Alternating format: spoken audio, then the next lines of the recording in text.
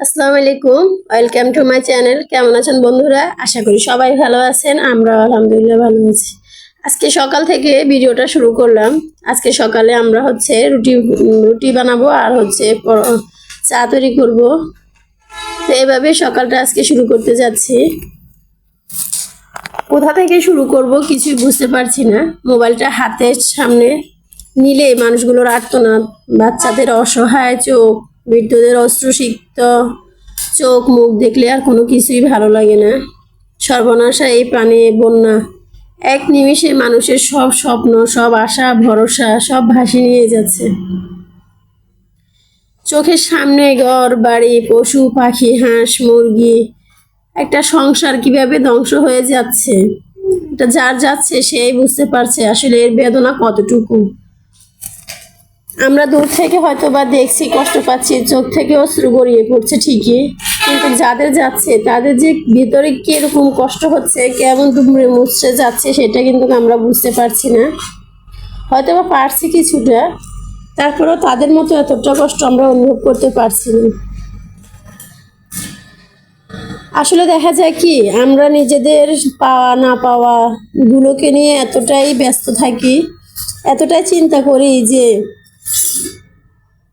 আমরা অন্য কোনো কিছু আর ভাবতে সময় পাই না। আসলে আল্লাহ তাআলাই ভালো জানেন। আমরা যদি একবার চিন্তা করে দেখি তাদের কথা, তাহলে সেদিক থেকে আমাদেরকে আল্লাহ তাআলা কত ভালো রেখেছে, আল্লাহর কাছে শুকরিয়া আদায় না করে আর আমরা থাকতে পারছি না। আল্লাহর কাছে লাখ লাখ শুকরিয়া, আল্লাহ আমাদেরকে এখনো অনেক ভালো রেখেছেন। তো এই কষ্টের কথাগুলো আর কি বলবো, এই কষ্টের স্মৃতিগুলো মানুষ সারা জীবন বয়ে বেড়াবে। কত প্রবাসীকে দেখেছি যে ফেসবুকে এসে লাইভ করতেছে, কান্নাকাটি করতেছে অনেক, যে আমার পরিবারকে বাঁচান, আমার পরিবার অনেক জায়গায় অমুক জায়গায় আটকে আছে, তমুক জায়গায় আটকে আছে, খাওয়া পাচ্ছে না। এভাবে অনেক ভিডিও চোখের সামনে আসে, আর তাদের অশ্রুসিক্ত নয়নগুলো দেখে নিজেকেও সামলাতে পারি না।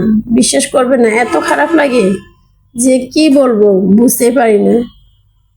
কুমিল্লা ফেনীর পানি তো আজ বাড়তেছে, সেই সাথে নোয়াখালীর পানিও আস্তে আস্তে বাড়তে শুরু করেছে।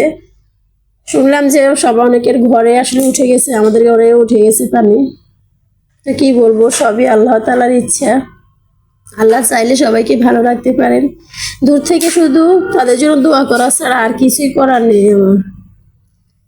নিজের আত্মীয় স্বজন, মা বাবা ভাই বোন সবাই ওখানে আমার, তারা কত কষ্টে আছে, কি অবস্থায় আছে, একমাত্র আল্লাহ তাআলাই ভালো জানে।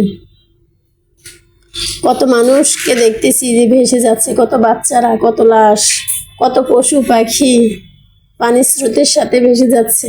এগুলো দেখে আসলে নিজেকে যার কোনো কষ্ট লাগে না। অনেক সময় অনেকের আছে যে তার খুব কঠিন হৃদয়, কিন্তু এসব দৃশ্য দেখার পরে দেখা যায় তারও মায়া লাগবে, তারও খারাপ লাগবে। কষ্ট দৃশ্যগুলো এতটাই বেদনাদায়ক যে কাউকে বলার কোনো ভাষা নেই। তো কি বলবো আর। এই যে আজকে আমি আমার ঘরে সবজি ছিল না, কিছু ডিম ছিল, তো আমি ডিমগুলোকে সিদ্ধ করে নিয়েছি আলু সহকারে। আর এখানে কালো জিরের ভর্তা করছি। তো যদি বাসায় এরকম কখনো সবজি না থাকে, তাহলে এই ঘরে থাকা কিছু জিনিস দিয়ে গুছিয়ে নিয়ে তারপরে একদিন কিন্তু পার করে যাওয়া যায়। এরকম হালকা পাতলা জিনিসপত্র দিয়ে কিন্তু 2-1 দিন অবশ্যই পার করে নেওয়া যায় বুদ্ধি খাটিয়ে। তো তেমনি আমি আজকে আলু আর ডিম সিদ্ধ দিয়েছি, আর ডিম আর আলু সিদ্ধ করে তারপরে আমি এগুলোকে দিয়ে এখন আজকে ঝোল রান্না করব। আর কালো জিরে নিয়েছি, সেখানে কালো জিরে দিয়ে ভর্তা তৈরি করব।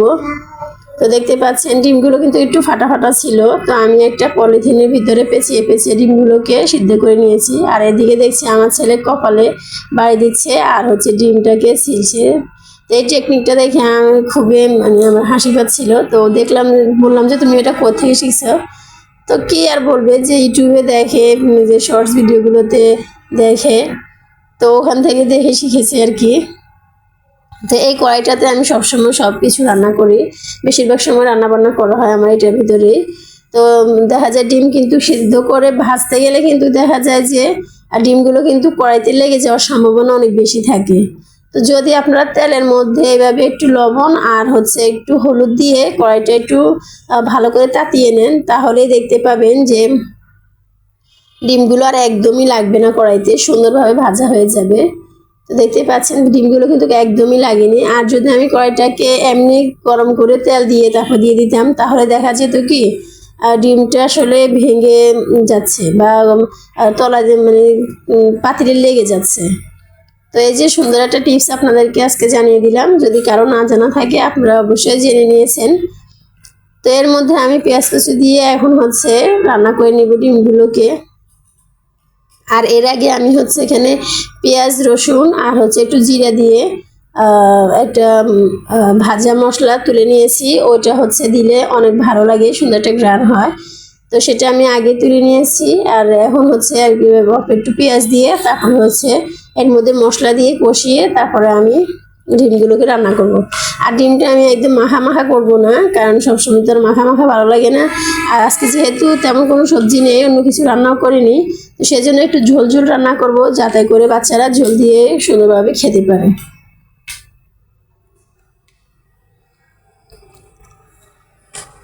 তো মশলাটাকে আমি ভালো করে কষিয়ে নিচ্ছি। আর যারা এই পর্যন্ত আমার ভিডিওটা দেখেছেন, যদি আপনাদের একটু ভালো লেগে থাকে প্লিজ একটা লাইক দিয়ে দিবেন।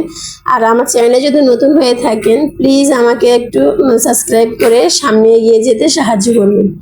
প্লিজ যদি আপনারা সাবস্ক্রাইব করেন তাহলে আমার কিন্তু ভিডিও করার একটা আগ্রহ তৈরি হবে। আমি হচ্ছে খুশি হয়ে যাব, আবার খুশি হয়ে আপনাদের জন্য কিন্তু আরও ভালো ভালো ভিডিও তৈরি করতে উৎসাহিত হব।